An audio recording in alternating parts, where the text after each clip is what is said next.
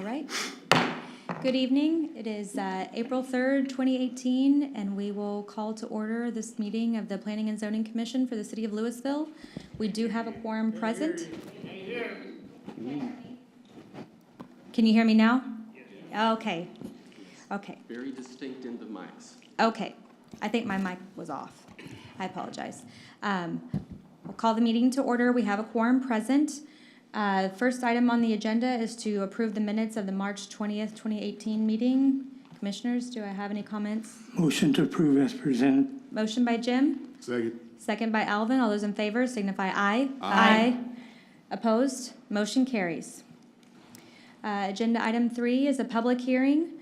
We will have a public hearing for the consideration of a recommendation for the adoption of the I-35E Corridor Overlay District, covering approximately 2,000 acres and consisting of 940 parcels of land, either directly adjacent to or in close proximity to both the east and west sides of North and South Stemmons Freeway through the city of Louisville, the northern boundary consisting of North Garden Ridge Boulevard, the southern boundary consisting of the southern City of Louisville corporate limit line, the western boundary generally consisting of portions of McGee Lane, the KCS Railway, North Summit Avenue, Oakwood Lane, East Southwest Parkway, MacArthur Boulevard, SH 121, and Lake Vista Drive, and with the eastern boundary generally consisting of portions of SH 121, Lake Point Drive, Yates Street, McKenzie Street, Harbor Drive, Lake Haven Drive, West Purnell Street, South Edna Avenue, West Main Street,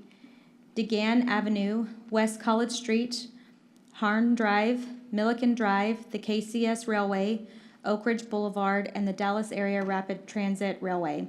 The I-35E Corridor Overlay District is intended to implement the I-35E Corridor redevelopment plan adopted in November 2014 by the Louisville City Council. The district includes building and envelope standards, architectural standards, landscape standards, street and streetscape standards, and screening standards. Michelle? Good evening, and we do have a presentation, a PowerPoint presentation to give this evening to help give everyone here in the audience and yourselves an overview of the overlay. So the goals of the district are really to promote high quality development at the time of construction that keeps the value and the quality over time. We want that timeless aesthetic, low maintenance to really help grow our economic base and our tax base. We want to promote for adaptive reuse of those properties so that they're built in a manner that they can be reused by different uses over time. And that's part of the goal that was driving the overlay plan and then also the overlay district. We have had several different meetings. Prior to this one, we did do a property owner meeting on March 7th where we sent out postcards in advance. We had 85 attendees. We also had a developer and engineer meeting on March 22nd, and we've posted the draft ordinance on our website since late February.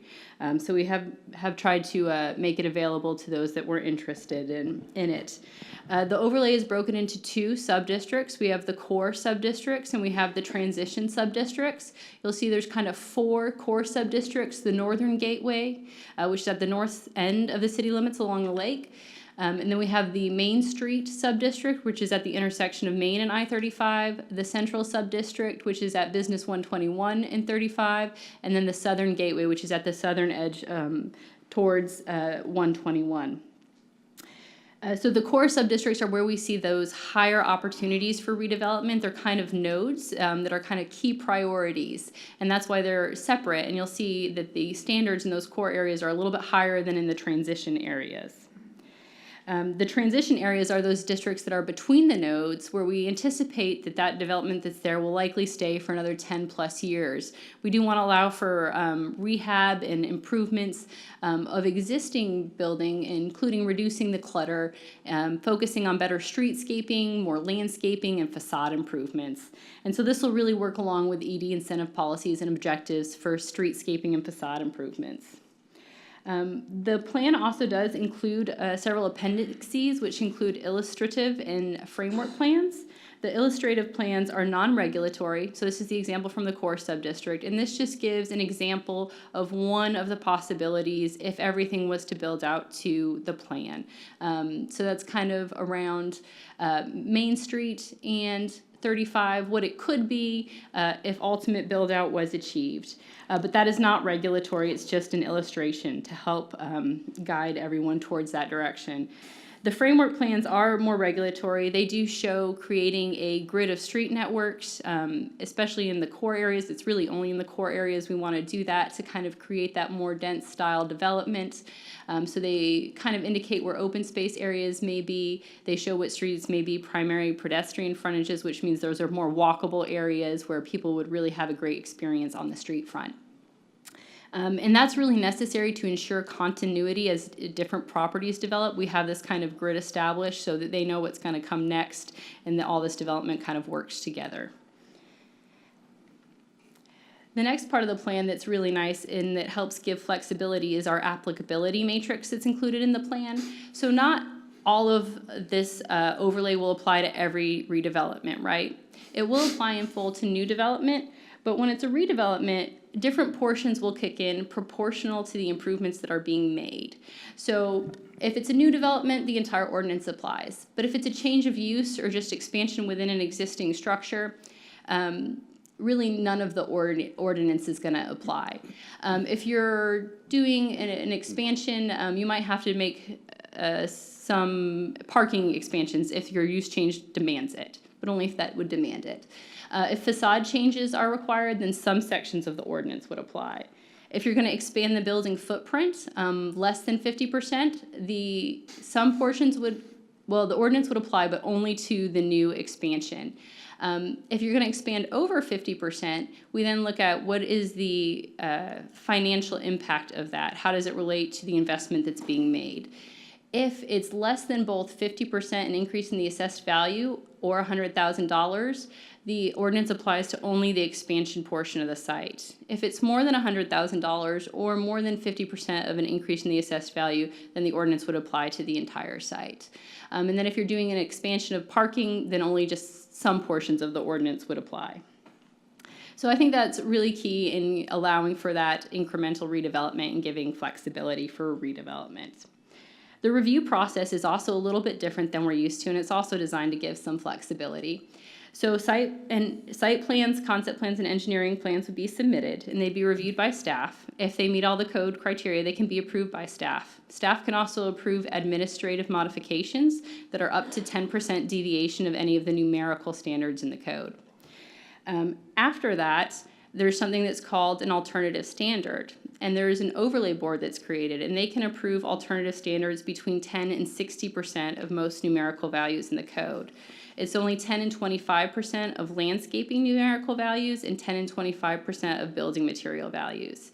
After those 60 or 25% thresholds, the board would just make a recommendation to the council, who would then be the final approving body. And the Planning and Zoning Commission will serve as the I-35 overlay board. So I kind of went through all of that, but yes, so the staff can approve administrative modifications, and then alternative standards can be approved by either the board or by the city council as deemed appropriate. The board can also approve concept plans that do not meet the framework plan. So if there's a 5-acre or more development that doesn't meet the framework plan but is generally moving in the direction and meets the intent and spirit but not the letter of the law, that can be approved.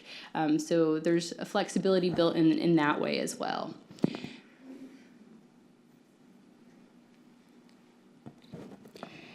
And then also council will approve all those standards or modifications that are over 60%, 25% of landscaping and building materials. They can also hear appeals to the overlay board's decision on the lesser standards. So what are the development standards that this is going to change? Well, they're lumped into 5 categories. We have building envelope standards, architectural standards, landscaping standards, streetscaping standards, and screening standards. So those are those 5 sections, and I'll kind of go through that in a little detail. But I wanted to first kind of show you that there's a table that compares the core subdistrict to the transitional subdistrict. For example, in the core subdistrict, building placement is really encouraged to be close to the street, particularly the primary and pedestrian frontages. In the transition subdistrict, it's a lot more flexible on where that building placement can be.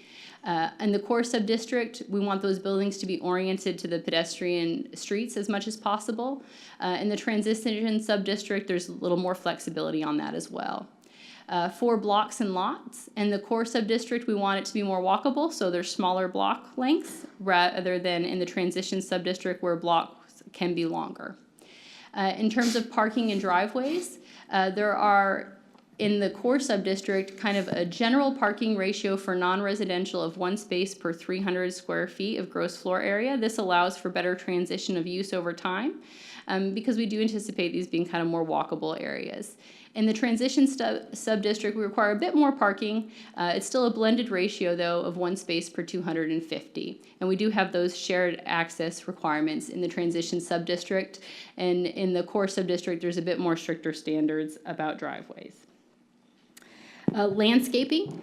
In the core sub-district, we want wider sidewalks, more landscaping. In the transition sub-district, there's secondary walkways that are a little less strict and less tight tree plantings are required along streets. In open space, we require certain open space percentages in the core sub-district and lesser standards in the transition sub-district. So just to kind of give you an idea of what those are.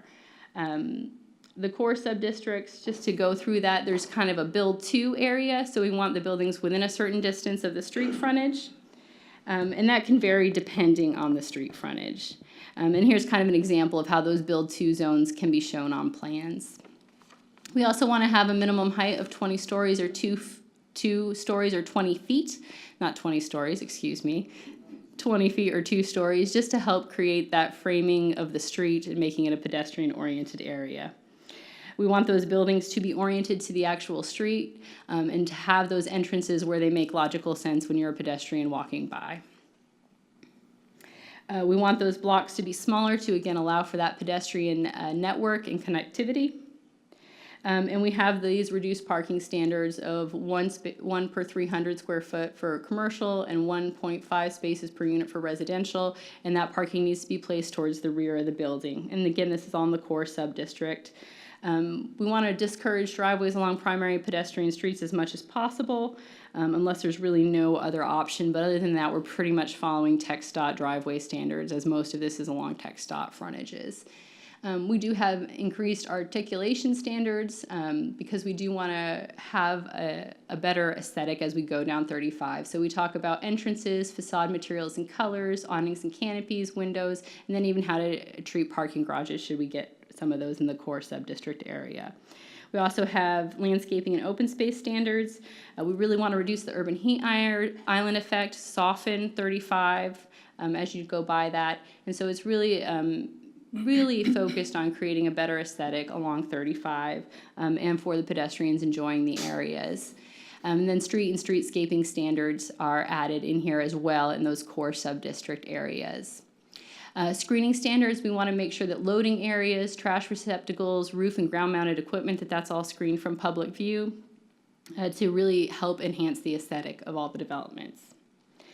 In the transition sub-districts, we're still maintaining more of the auto-oriented uses, but we do want to have some increased standards. So the architectural regulations and the screening regulations stay about the same, but the building envelope, landscaping, and streetscaping regulations are reduced somewhat to allow more flexibility in these transition areas because we know it's going to be slower. We know we're still going to have a lot of the auto-oriented drive-up type uses.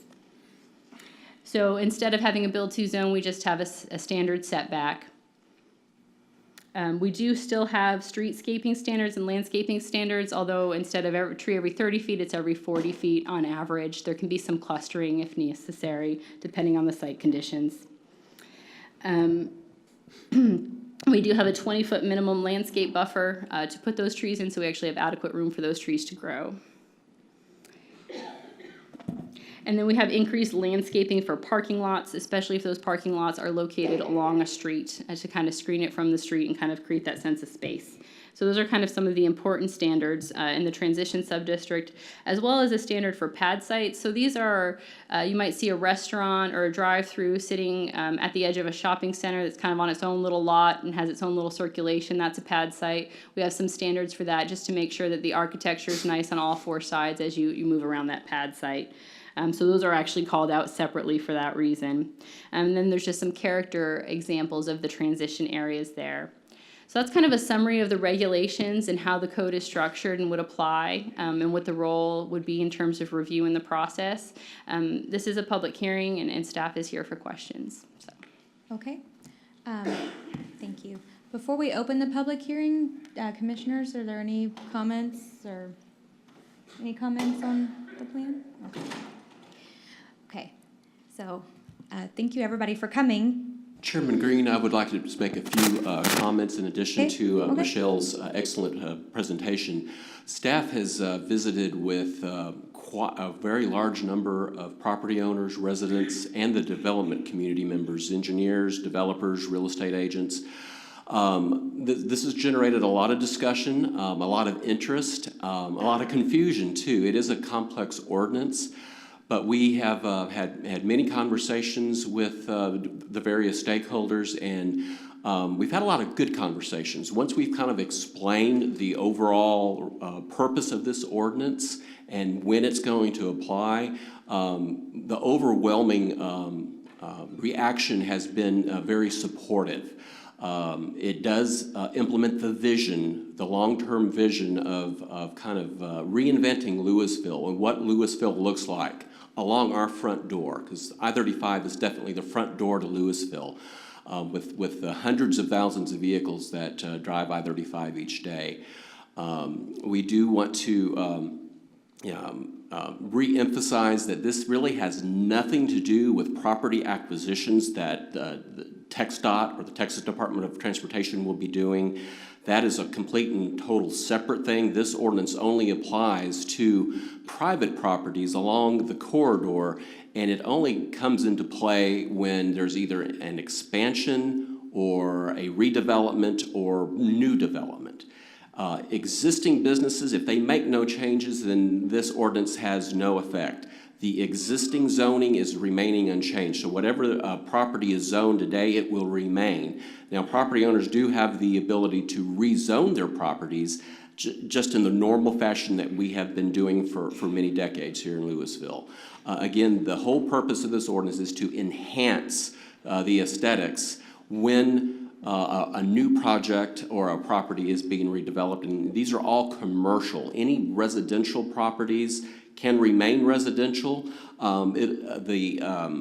Any residential properties that are adjacent to the corridor will benefit from the enhanced development standards. So again, staff is available to visit with any member of the community that would like to further discuss this ordinance. But this is an ordinance that's been in the makings for probably about 4 or 5 years. And this will be a really good tool to help us implement the vision adopted in the redevelopment plan. Thank you. Richard. So before we open the public hearing, just we appreciate everybody coming out. Like to get an idea of how many people plan on speaking, just so we can manage the time and be respectful of everyone's time. Can you raise your hand if you plan to come forward and speak in the public hearing? Okay. All right. Well, with that, we will go ahead and open the public hearing. If you wish to speak, please come forward. And is there a sign-in sheet up there? There's another sign-in sheet here as well. Okay.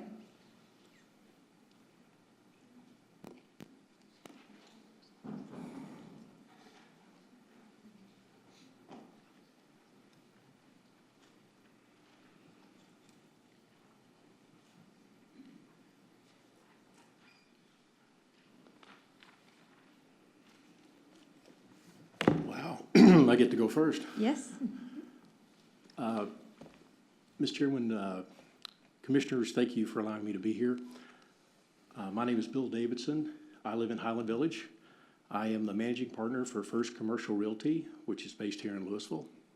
For the last 34 years, I've been a commercial broker and a developer in this market, in this area. We've done residential subdivisions, industrial parks, office buildings, retail buildings, self-storage. We have 12 properties that are in the overlay district. These are either properties that we own or properties that we act as representative. I'm going to read these just to you quickly so you'll have an idea. They constitute over 60 acres.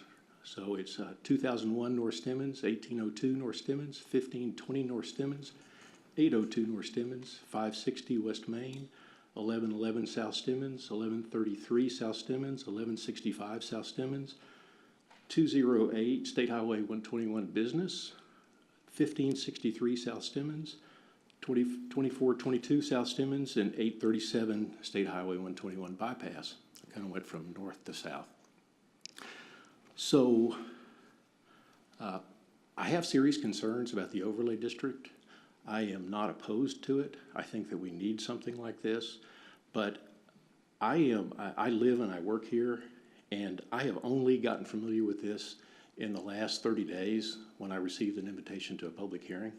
And I came to that hearing, and it wasn't until I received the notice for the meeting tonight that I was able to go online and find the ordinance, 128 pages, which I have and which I have read through twice. Richard and Michelle have been very kind to talk to me and help me look through this, but I'm getting calls from business associates, from clients.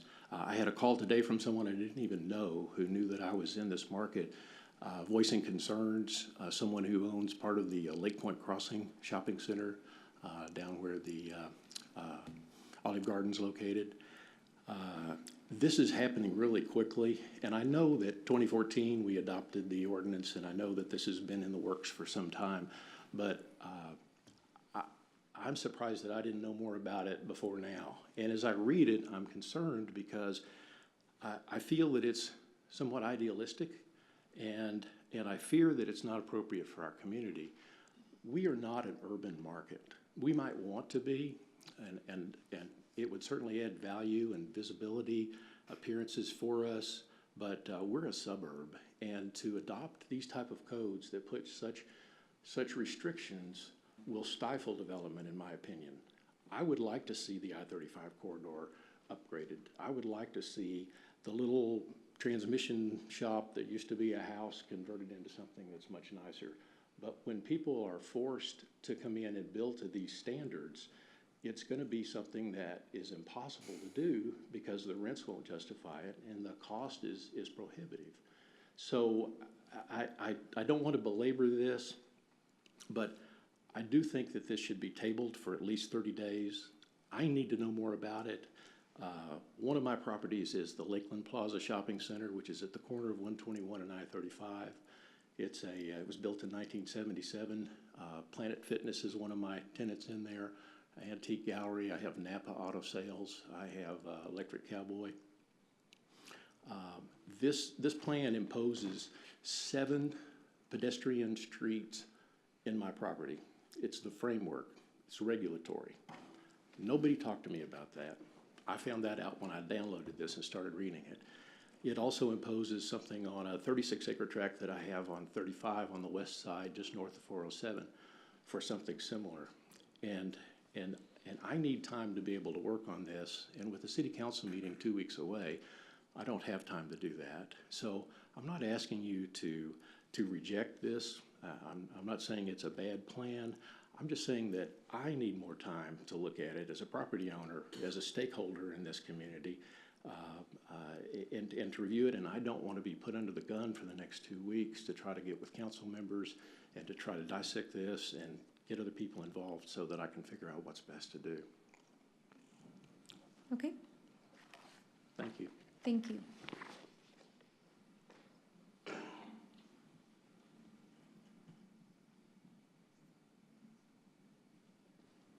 Is there anyone else who wishes to speak?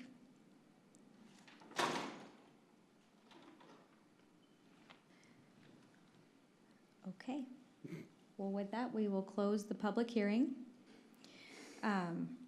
Commissioners, I have a clarification that I wanted to ask you, Richard, regarding the framework streets, since that was brought up as a concern.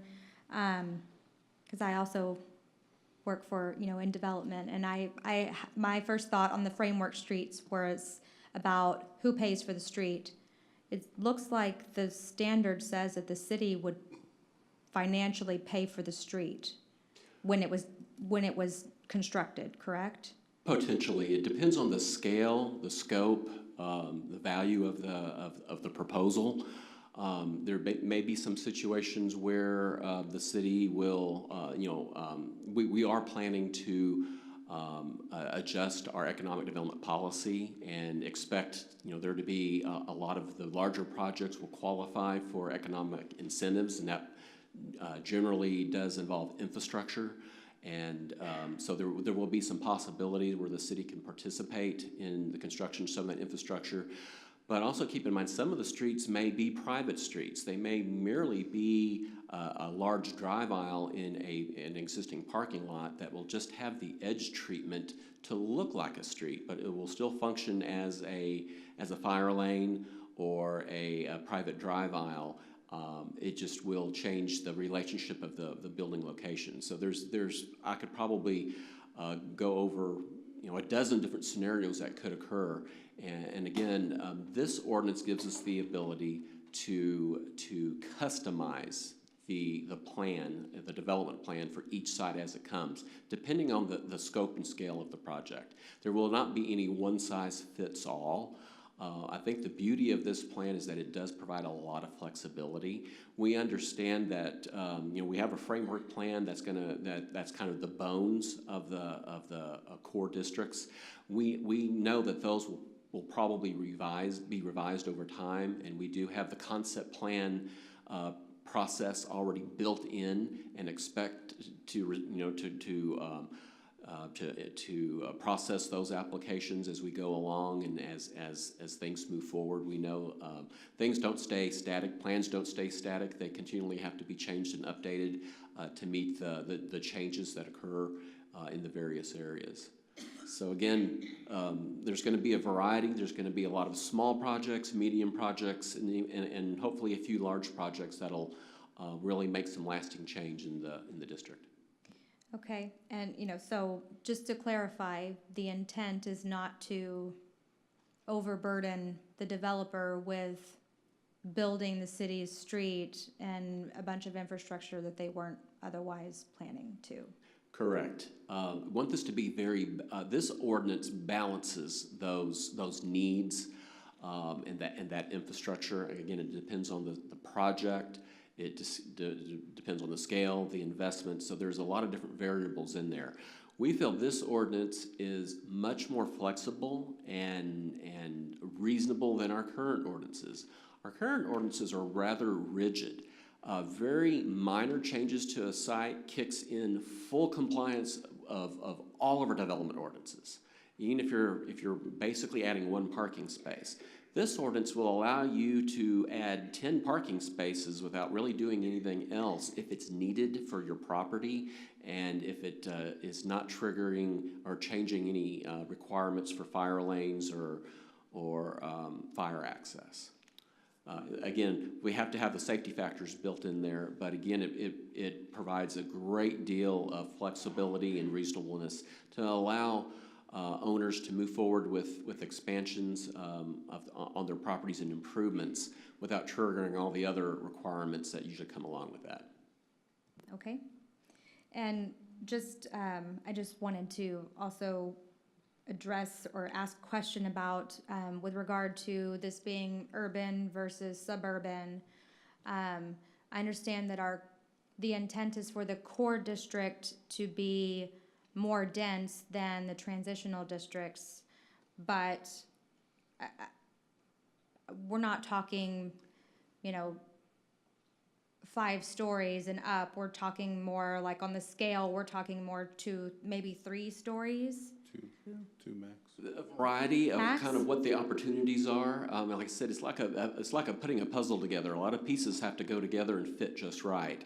And again, case by case basis. We understand, we've got quite a few streets in the 4 core sub-districts designated as primary pedestrian. We don't really expect every one of those to develop right of way. Some may not be developed for maybe 10 years, but when that 10-year point comes and the opportunity comes by, at least this plan will still be in place. And it may not be feasible to be a primary pedestrian street. I really envision maybe one or two select blocks may kind of rise to the surface as an area that may be appropriate for our primary pedestrian street. Again, or there may be another location where you may have 4 or 5 blocks that might be appropriate, depending on the type of uses and the type of energy that is created by the new development. So again, a lot is we have to kind of wait and see. And again, it's not going to happen overnight. I think a good example of what's been happening here in Old Town. 20 years ago, Old Town was very different, but it took a plan, and then it took a set of design standards to get where we are today. And I'm sure everyone in this room is very proud of what we've accomplished here in Old Town. We still have a long way to go, but I think in another 10 or 20 years, we'll see a lot more exciting development here in Old Town. It'll be even better than it is today. And we feel the same thing holds true for the I-35 corridor. And so really what it sounds like, as far as the urban, making the urban feel more in the core district, it's really more about walkability and not so much about incredible density. Right, walkability and connectivity, especially to the neighborhoods right outside that lie adjacent to the corridor. We want to tie those neighborhoods in and facilitate development that's inviting, that they will use, that people can walk to or ride a bicycle versus getting in their car and driving. Okay. I also had a few there was just like a few things within the plan that I had comments on, and I don't know if you want me to give those to you at this point now, or just like a mislabeled graph or something like that. If it's just some very those minor things I can share with you afterward. typographical things, yes, you could pass that on to us so we can make sure that gets included. Okay, but I did want to clarify, Michelle, from your presentation that you said that the tree spacing in the core district was 30 feet and not 40 feet? 40 in the transition, right? In the transition area, it's 40 feet on average. And I believe in the core, it was 30 feet on average. I would have to actually go back and double check. We might have updated that. Yeah, I saw it with being 40 feet Yeah, in I the think written. we updated that, and I did not update it in the presentation. Okay. Okay. And then the only other question I had was about with regard to the open space and as far as what can count as open space, can floodplain count as open space, and whether or not we need to specify that? Again, we like to leave some flexibility because there are some cases where you can use floodplain, and then there's other areas where it's absolutely hands-off, especially if it's designated as a wetlands. So again, we're in one of those case-by-case situations that we have to analyze when a project comes before us, and we have to look at all the variables that are present on a certain site to make a determination, what's reasonable and what applies and what does not apply, and if it can be used for open space or not. Okay. It's all about balance. Okay. Fair enough. Commissioners, are there any further comments or questions? Yeah, to Mr. Davis's point, is it possibility for a delayed implementation? Or is there a way to work with the developers prior to city council approval? Staff will set aside as much time over the next 2 weeks. I want to reiterate for the audience that the Planning and Zoning Commission tonight is merely making a recommendation. It's kind of the first step of the adoption process. This consideration of this ordinance is scheduled for consideration by the City Council on April the 16th. And again, that will be the second public hearing, and the council then has the ability to continue that public hearing if there is reason to continue the public hearing and to give any interested individuals more time to analyze the ordinance and ask questions and get further clarification. But we would encourage the P&Z to move forward tonight, and if we need to delay it at the council stage, we definitely can do that. But again, it's entirely up to the P&Z if you're comfortable making a recommendation tonight, or if you would like to table. You've already closed the public hearing. You do have the option of reopening the public hearing and continuing to your next meeting if you so choose. Commissioners, y'all want to discuss? A motion to approve or recommend approval of the 35E corridor overlay district? I'll Okay, I have a motion and a second by Karen. All those in favor signify aye. Aye. Opposed? Motion carries. Chairman Green, the I-35 Overlay District Ordinance will be considered at a second public hearing by the City Council on Monday, April the 16th, 2017 at 7 o'clock p.m. Thank you. Thank you. And again, I want to reiterate, the entire planning staff is available to visit with any interested parties that would like to further discuss the ordinance, receive further clarification, to talk about various scenarios and how the ordinance would apply. Thank you. All right, next item on the agenda is adjournment. Do I have a motion? Motion to adjourn? Motion by Jim. Second by Alvin. All those in favor signify aye. Aye. Aye. Motion carries. Thank you.